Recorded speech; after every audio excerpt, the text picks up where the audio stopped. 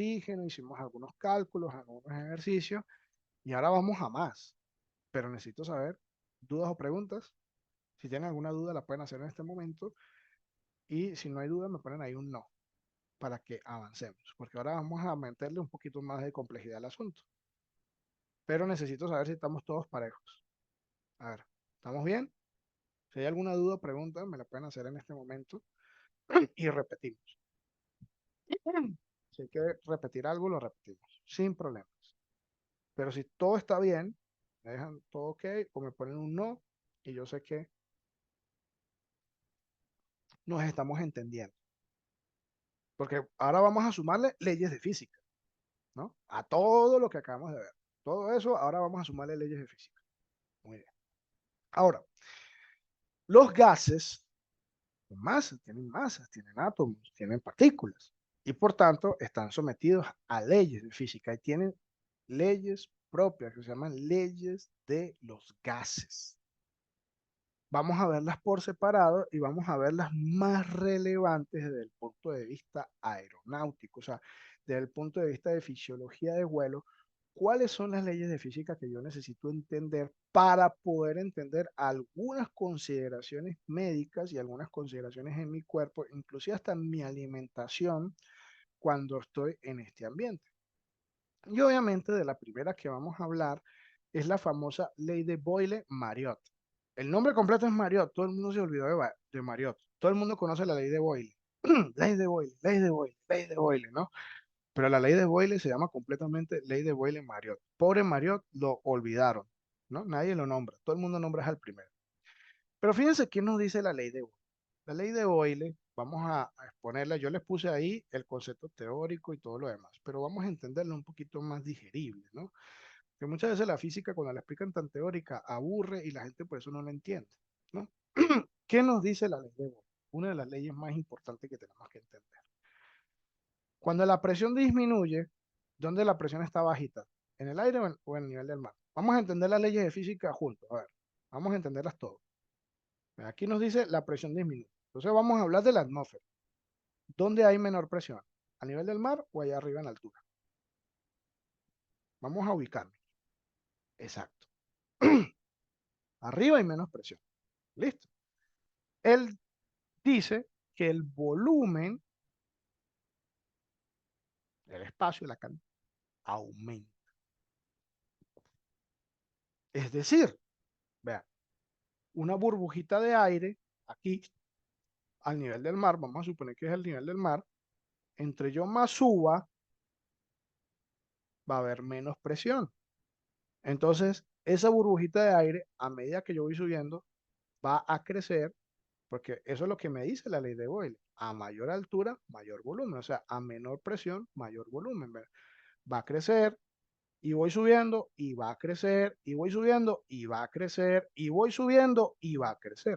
Y el proceso inverso también, a medida que voy bajando, o sea, la presión aumenta, la burbuja disminuye, la burbuja disminuye, voy bajando, la burbuja disminuye, la burbuja disminuye, la burbuja disminuye y la burbuja disminuye.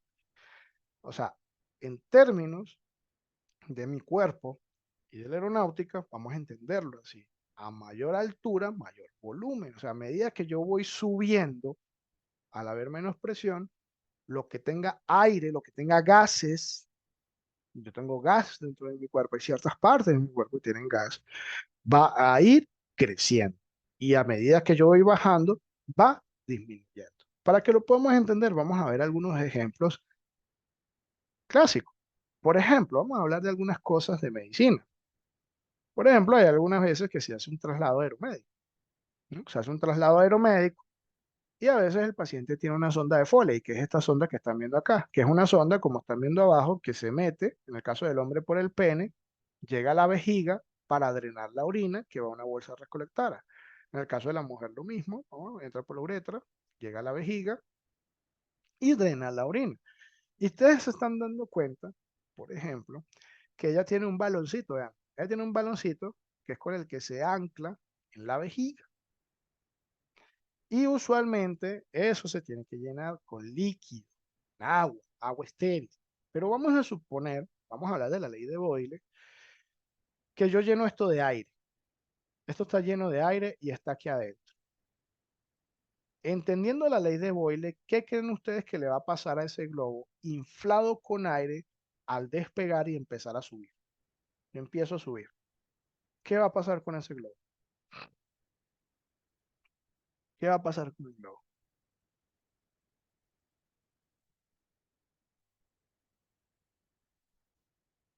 ¿Se desinfla o va a crecer? ¿Cómo así? Muy bien, Edison. Imagínense que teóricamente alguien no vino a la clase y se le olvidó y lo infla con aire. La ley de Boyle me dice que a medida que yo voy subiendo, ese volumen va a aumentar, ese globo va a crecer y va a llegar un momento que no va a crecer más y va a explotar. Se podrán imaginar el trauma que se le puede causar al paciente si a mí se me olvida de que esto hay que inflarlo con líquido, porque la ley de Boyle no afecta a los líquidos, la ley de Boyle es una ley de gases, gases. Otro ejemplo, ¿no? Otro ejemplo. Vamos a suponer que estoy haciendo un traslado aeromédico y el paciente va intubado. Vamos a poner este otro. El paciente va intubado, va conectado a ventilación mecánica y todo lo demás. El tubo traqueal, que es este que están viendo aquí arriba, ¿ven? Tubo traqueal, en su porción distal tiene un globo que se infla con aire. Condiciones normales, se infla con aire. Vean, cuando yo intubo a una persona, vean dónde queda ese globo. Ese globo queda dentro de la tráquea, inflado con aire para anclarlo y evitar fugas de aire. Y aquí va conectado a un BBM o a un ventilador mecánico. Listo. En condiciones normales esto se infla con aire, así es como lo hacemos en UCI, en trauma, etcétera, etcétera. Ahora, vamos a suponer que usted piensa que trasladar un paciente aeromédico, ¿no? Porque así hay más de un personaje por la calle, por la humanidad, y piensa que es montar un paciente en un avión y ya, ¿no? Y se le olvida que esto va inflado con aire. La ley de Boyle, ¿qué me dice? ¿Qué va a pasar con ese globo que está inflado en la tráquea cuando yo vaya subiendo? Por la ley de Boyle, ¿no? Si lo entendemos. La ley de Boyle es que nos está diciendo. A medida que yo voy subiendo, el volumen va a aumentar porque la presión ahí arriba es menor, ¿no? ¿Qué va a pasar con ese globo que está inflado en la tráquea del paciente? Nada más y nada menos que en la tráquea. ¿Qué va a pasar? Ese globito va a aumentar, va a aumentar, va a aumentar, va a aumentar, va a aumentar y va a llegar un momento que aumenta tanto el tamaño que puede hasta romper la tráquea, romper el esófago que está atrás y explotar. Le va a causar un grandísimo daño al paciente. Entonces, si entendemos esto, ¿cómo resuelvo yo este problema? Porque el paciente hay que trasladarlo, ¿no? ¿Cuántos pacientes no se trasladan intubados? La ley de Boyle es una ley de física de los gases. Entonces, como es una ley de física de los gases, lo que tengo que hacer es yo sustituir el gas por algo que no se vea afectado por la ley de Boyle, en este caso, líquido. Entonces, el deber ser es que antes de montar al paciente en la aeronave, sacar el aire y sustituirlo por aire, por agua estéril, agua estéril. Y ya va a cumplir la misma función, va a sellar acá, va a hacer el efecto neumotamponador, que es lo que buscamos, va a fijar el tubo, ¿no? Parcialmente, y al estar lleno de líquido, la ley de Boyle no lo va a afectar. Por eso, todos los dispositivos médicos que sean de inflado o que sean de rellenado de aire deben ser sustituidos por líquido. Porque si yo monto un paciente, por ejemplo, que yo les mencionaba ahorita, con un tubo inflado con aire, por la ley de Boyle, ese gas va a crecer, se va a romper y puede producir un grandísimo daño al paciente. Y yo conozco más de un personaje que me dice, no, es que yo traslado paciente y nunca ha pasado nada. O sea, hasta que no mate el primero, no se le va a quitar la mala maña, porque un globo de un tubo traqueal, dato friki, para que sepan, uno le puede meter hasta 160 que está allí. Yo he agarrado tubos solamente por desocupado, por fastidiado, para ver cuánto aguanta de aire ese globo antes de explotar. Y ese globo que están viendo allí en el tubo, yo le he metido hasta 100 cc de líquido, de aire, perdón, antes de que explote. O sea, eso no es que yo le meto 5 cc más y va a explotar. Hasta 100 cc le metió a tubo. Entonces imagínense la capacidad que va a tener ese globo de crecer allá adentro y de romper. Imagínense ustedes una tráquea fracturada en un vuelo, sin capacidad quirúrgica. Solamente imagínense el escenario, imagínense la película en su cabeza, ¿no? Entonces miren por qué es tan importante entender las leyes de física, porque miren algunas consideraciones que ya empezamos a tener. Otro ejemplo, ¿no? Que a mí me encanta, ¿no? Mis estudiantes de aviación son unos adictos a esta basura, ¿no? No la voy a nombrar porque es tan basura que ni siquiera le quiero hacer publicidad, ¿no? A esta porquería que ustedes ven allí, que ya saben cómo se llama, ¿no? Y le pueden poner la marca que ustedes quieran, son bebidas gaseosas, son bebidas gaseosas, están llenas de gas, mucho gas. Yo les hago una pregunta, ¿ustedes alguna vez han intentado tomarse una gaseosa sin gas? ¿A qué le sabe? O refresco, como le dicen en otras partes, ¿no? En Venezuela le decimos refresco. Y creo que en Chile también. Y en México también. Pero, ¿saben de qué estoy hablando, no? De esa bebida que está allí, de cualquier marca, sabor y todo lo demás. ¿Qué pasa cuando usted le deja escapar todo el gas y se la toma? Pregunta, para que entendamos esto. A ver, yo creo que todos nosotros en algún momento nos hemos tomado una cosa de esas sin gas. A ver, ¿qué creen?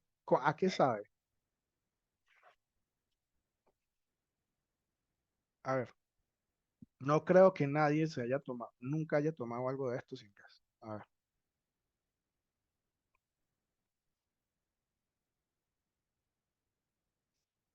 no, pero este grupo, o sea, está dormido y medio. A ver, no creo que nunca lo hayan hecho. Bueno, vamos a suponer que voy a pensar que están es dormidos. Listo. Es increíblemente y asquerosamente dulce, pero muy dulce. O sea, no hay manera de tomarse eso sin gas. Adivinen por qué le ponen el gas. Porque el, el gas carbónico, el gas que se le inyecta generalmente a las gaseosas, hace que las papilas gustativas suyas disminuyan la sensación al dulce hasta un 40%. Entonces usted ve que usted se puede tomar fondo blanco, una botella de esta fría y llena de gas, pero intente hacer lo mismo sin gas. No llega a la mitad, no se la puede tomar. Entonces ya se están dando cuenta de por qué le ponen gas, ¿no? Es para que usted se trague ese montón asqueroso de azúcar sin sentir que usted se está tomando casi 15 cucharadas de azúcar que puede tener una botella de esta, ¿no? Eso como mensaje de reflexión, porque más de un paciente dice, es que yo no rebajo, es que yo no mejoro, y tragan dos, tres botellas de esta cosa todos los días. Entonces vean la cantidad asquerosa de azúcar que se está tomando. Pero si nosotros nos vamos a fisiología de vuelo, ¿no? Y por lo menos yo ya he tenido muchachos de la escuela de aviación que en vuelo han tenido que aterrizar incapacitados con cólicos abdominales, con diarreas y con vómitos por tomar gaseosas antes de volar. ¿Por qué? Porque cuando se toma la gaseosa, ese líquido que está lleno de gas, esa agua con dulce químico y todo lo demás, con gas, va a entrar al sistema gastrointestinal y va a aumentar la cantidad de gas. Yo en condiciones normales, para que tengan una idea, de la boca al ano, o sea, todo el recorrido del sistema gastrointestinal, de la boca al ano, hay aproximadamente en condiciones normales 2 litros de aire. O sea, yo tengo allá adentro gas por la digestión, por los procesos de las bacterias que están allá adentro. O sea, yo genero gas, por eso yo a veces eructo, tiro flatulencias, eso es un proceso completamente normal. Pero cuando yo me tomo una gaseosa, ya no son 2 litros, pueden ser hasta el doble, porque todo ese gas se va a liberar acá. Entonces vamos a suponer que usted tiene burbujitas de gas por aquí, burbujita de gas en el colon, en el intestino delgado, en el estómago, en el recto.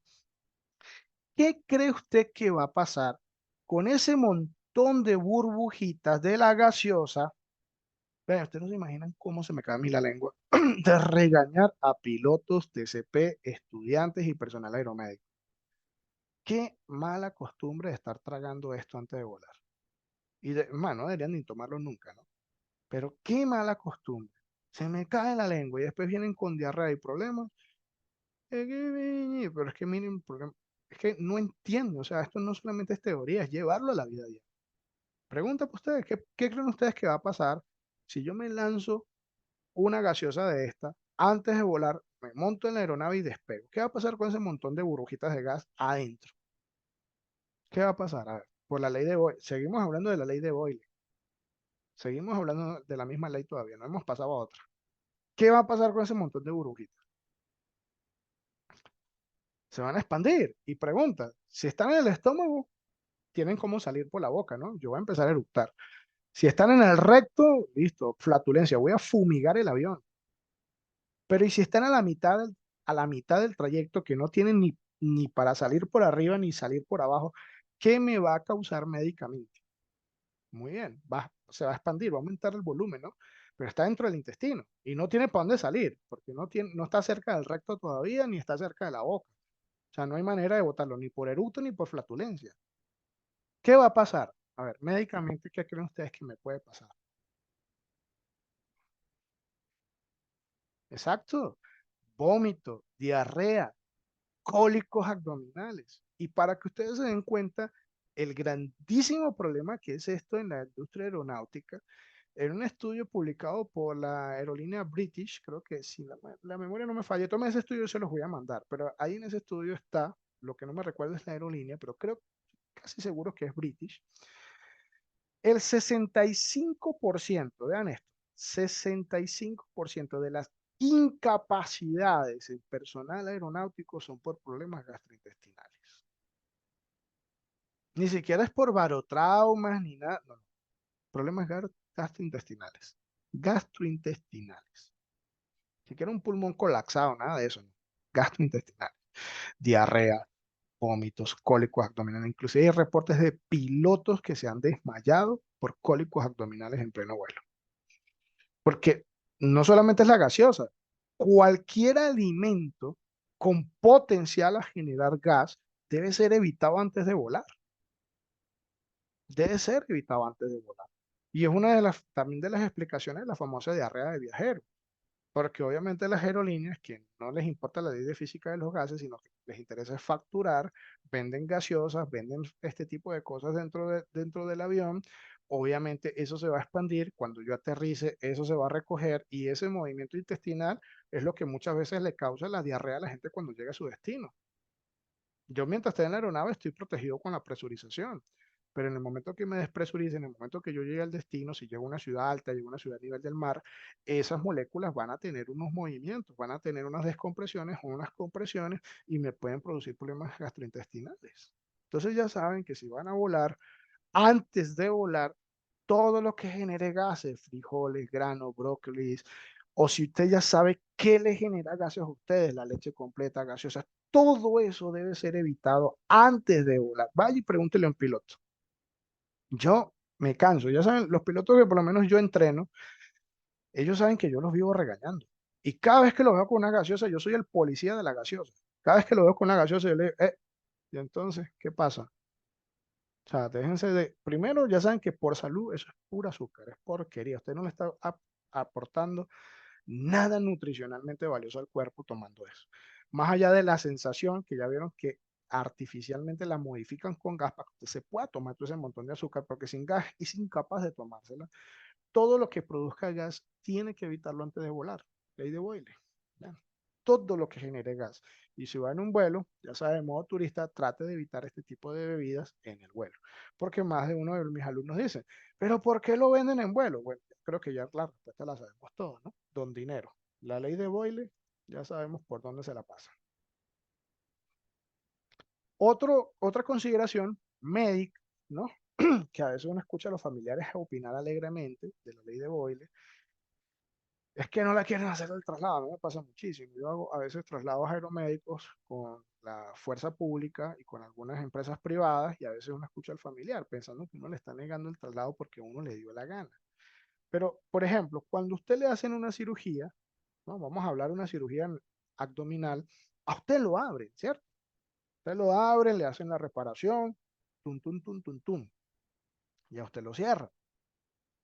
Al cerrarse, ¿qué creen ustedes que queda adentro? Usted en condiciones normales, usted el abdomen nunca deberían abrírselo. A uno le abren el abdomen porque algo está mal y lo tienen que operar, ¿no? Es un tema de inteligencia humana.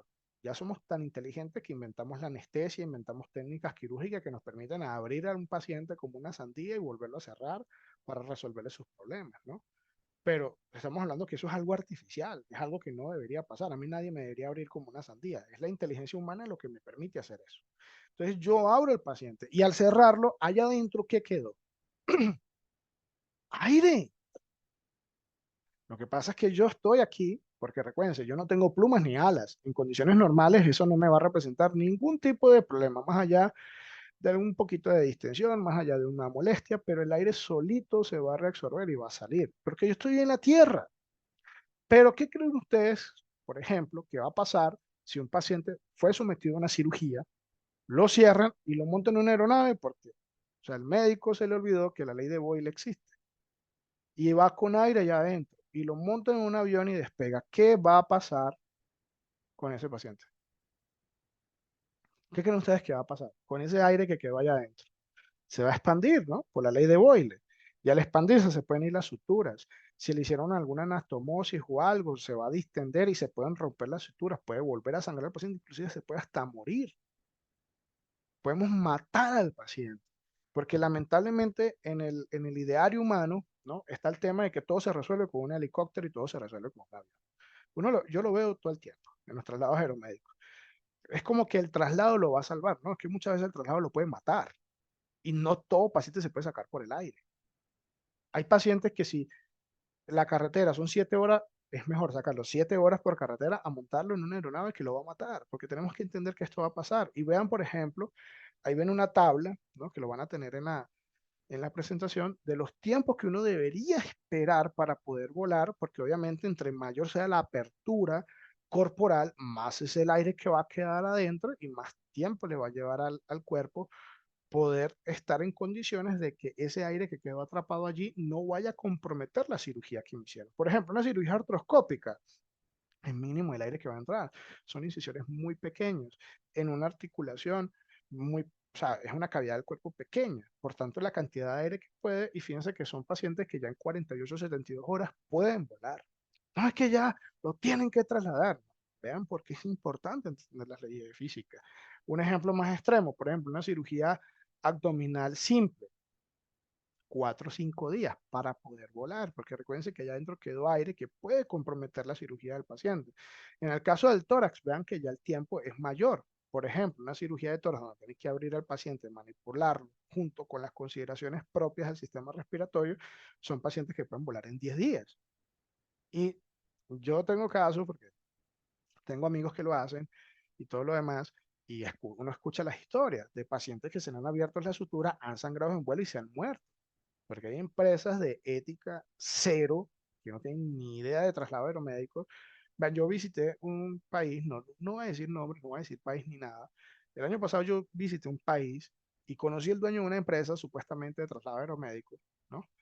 Y el traslado aeromédico de este señor es que él tenía 2 o 3 cursos de enfermería, agarró un monitor de una ambulancia, un cilindro de una ambulancia, lo montó en un avión y se puso a hacer traslados para allá y para acá.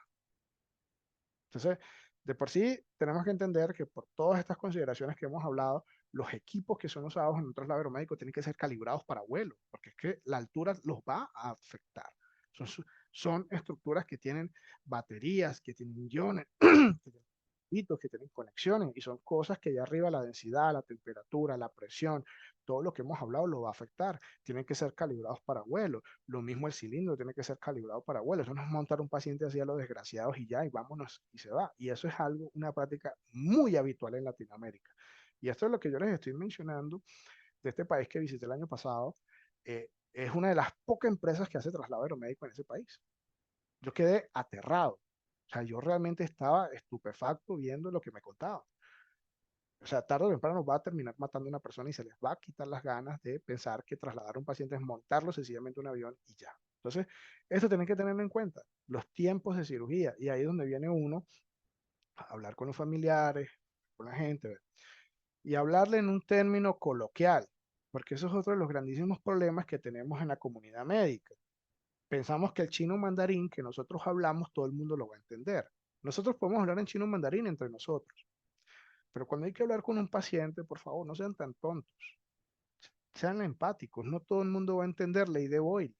Explíquele en términos que lo pueda entender, de por qué su familiar por ahora no lo podemos sacar por aire, no lo podemos mover a una mejor atención. Por esto, señores, mire, inclusive puede ser hasta peor, o inclusive decirle, mira, no puede volar, hay que sacarlo por tierra. Un ejemplo, vean este caso clínico. Les voy a poner un caso clínico. Este paciente a mí me tocó, eso fue una pesadilla, ¿no? No es el paciente de la foto, pero busqué fotos alegóricas al mismo, ¿no? Es un paciente que sufrió un accidente de tránsito en una comunidad rural muy alejada de aquí de Colombia, ¿no? De aquí de Medellín. Por tierra son más o menos 6 7 horas. ¿Listo? Y sufrió un accidente de tránsito motorizado, como sabemos, sin casco, todo lo demás, y sufrió un TEC abierto. El paciente estaba allá con el mejor soporte posible que se le puede dar a un pueblo, ¿no? Y en la tomografía se observa esto, lo que ustedes ven acá. Dato curioso para que lo aprendan, esto que están viendo aquí, vean, esto que está aquí es el monte Fuji en Japón. Esto que están viendo aquí se le llama signo del monte Fuji. Es un signo de neumoencéfalo. O sea, hay una ruptura de la tabla ósea, entra aire y se acumula acá. Esto que están viendo aquí negro es aire.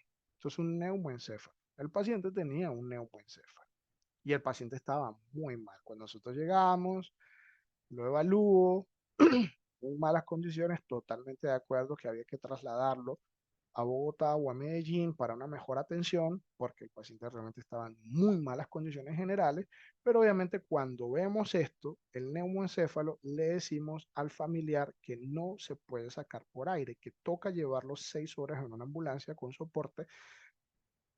¿Por qué tomamos esa decisión? A ver, se podrán imaginar, ya ahorita después les cuento cómo fue el tema familiar, pero ¿por qué yo tomé esa decisión? Porque un paciente con neumoencéfalo lo tuve que meter 7 horas en un traslado a una ambulancia.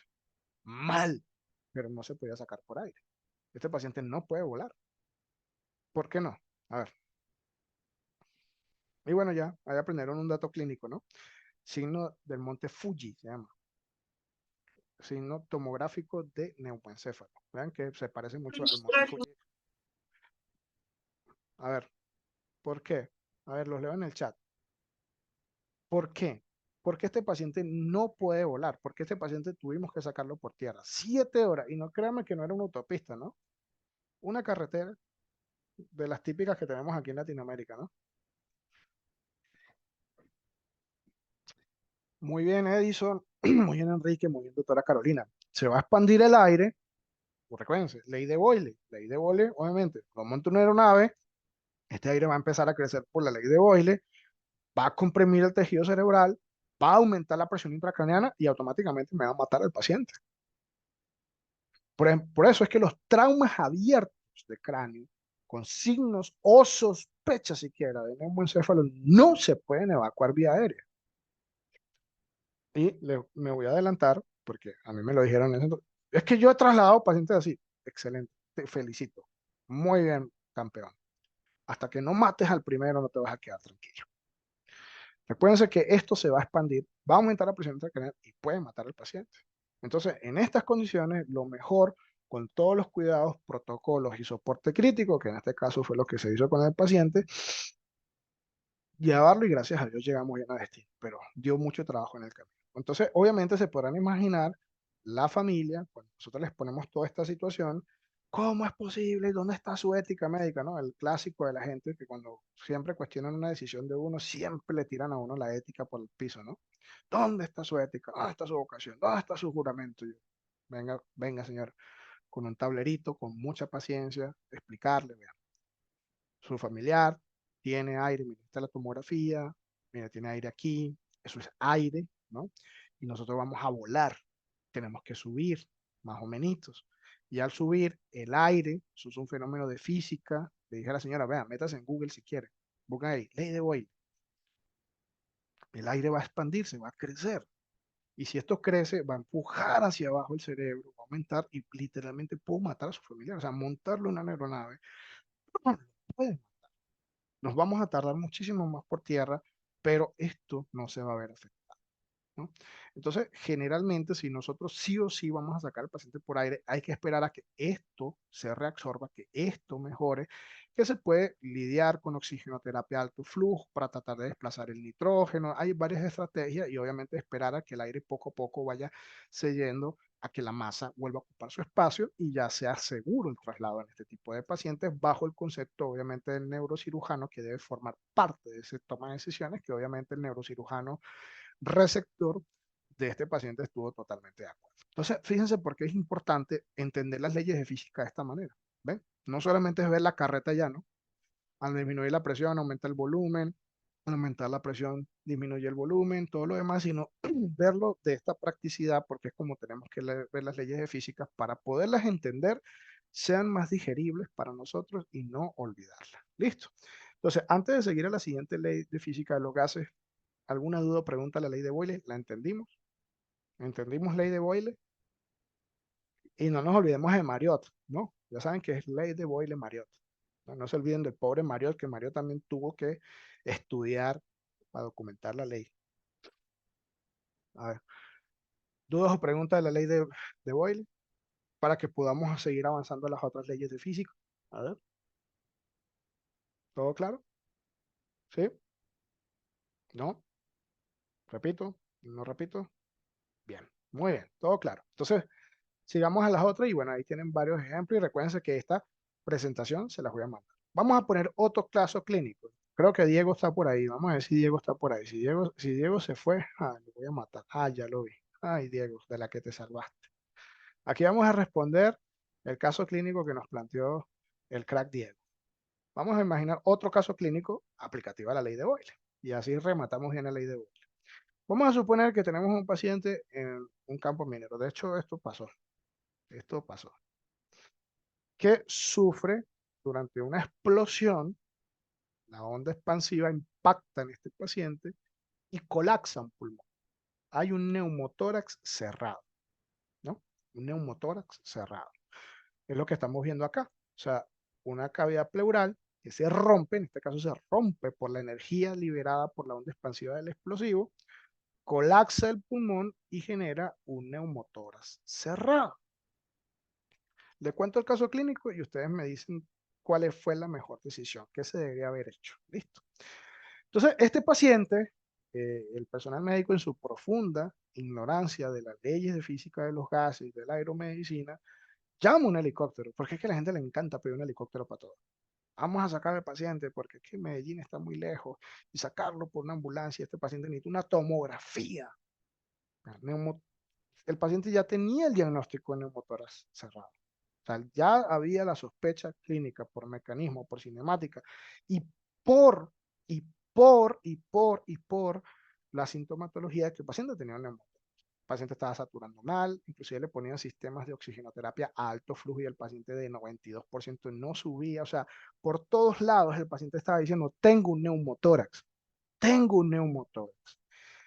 Y la incapacidad del personal médico, porque no hay otra manera de decirlo, hizo que se pidiera un traslado aeromédico a este paciente y lo subieron a un helicóptero. El paciente en el vuelo hizo un paro y se murió. O sea, ni siquiera fueron 5 minutos de vuelo. El paciente hizo un paro en el helicóptero y murió. A ver, ¿cuál fue la causa de muerte? ¿Qué mató a este paciente?